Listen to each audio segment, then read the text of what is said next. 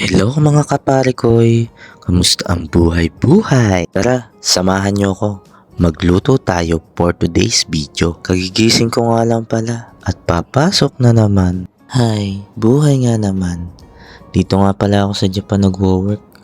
Kailangan maging masipag sa araw-araw.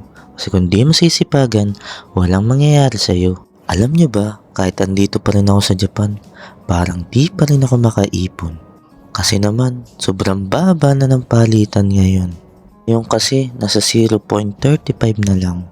Yung isang lapad mo dito sa Japan, 35 pesos na lang sa pera natin. Kaya andito ako ngayon sa paggawa ng video. Siyempre, alam nyo na. Sabi nga nila, subukan nyo lang na subukan. Hanggang sa makamit nyo din ang tagumpay. Kaya kung ako sa inyo, subukan nyo na din. Habang may buhay, may pag-asa, diba? Sa panahon ngayon, di mo na kailangan tatamad-tamad. Kasi kung tatamad-tamad ka, talo ka. O siya, ang dami ko nang sinasabi. Tara, magluto na lang tayo. Ito, nakita ko ng giniling. Beef giniling yan ha. Teka, may nakita pa ako. May nakita pa akong repolyo. Lulutuin na din natin yan. Giniling with repolyo. Diba? Sarap yan. Subukan na natin. Tara, let's go! Naghiwa na pala ako dyan ng bawang sibuyas para mag-isa na natin tong giniling sa beef. Ay, teka, giniling sa beef? Parang mali ah. Giniling with repolyo pala, mga kaibigan. Sorry, mga pare ko, nagkamali ako eh. Ayan, nakita pa ako ng green bell pepper. Tama ba? Sarap din niyang isama. Kaya hiniwa ko na din. Heto na nga, ready na siya. Handa na natin ang kawali. Yan o. Oha. Parang burat. Sige, lutuin na natin to. Dito. Let's go.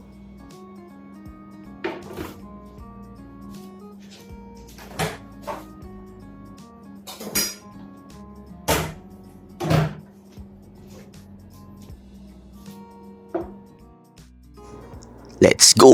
Ole! Ayan mga kapare ko, nilagyan ko na ng mantika para magisa na natin ang bawang at sibuyas. Let's go! Ayan na po, nilagay ko na po ang bawang at sibuyas, siyempre. Isama na din natin yan. So mga kapare ko, ganito lang nagluluto. Gigisa mo lang yan hanggang sa maging golden brown. Siyempre, lagay na din natin ang ating giniling. Haluin nyo lang hanggang sa ganito na ang magiging itsura niya. Ayan. Ang sarap! Ang bango niya mga kapare ko. Tara, timplahan pa natin yan. Yan po. Lalagyan ko ng oyster sauce ng Japan. Japan oyster sauce. Baka naman. Konting lagay lang naman po mga kaibigan.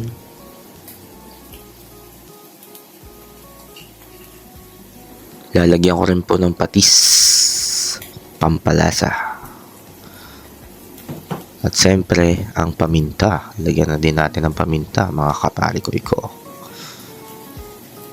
Konting-konti lang din naman. Tama lang sa inyong timpla.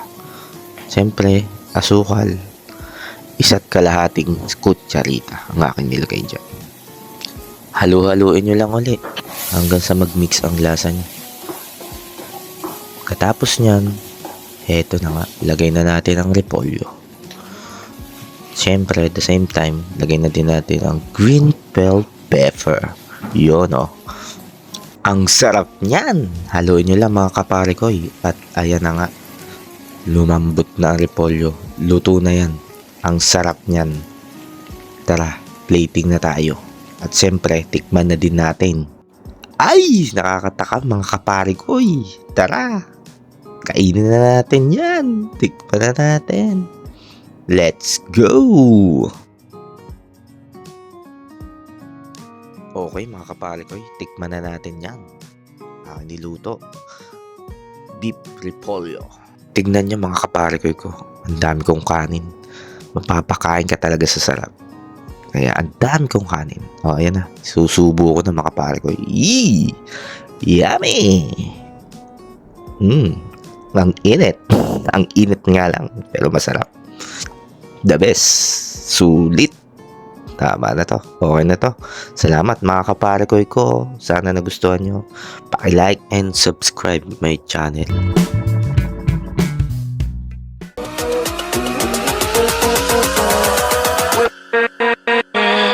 With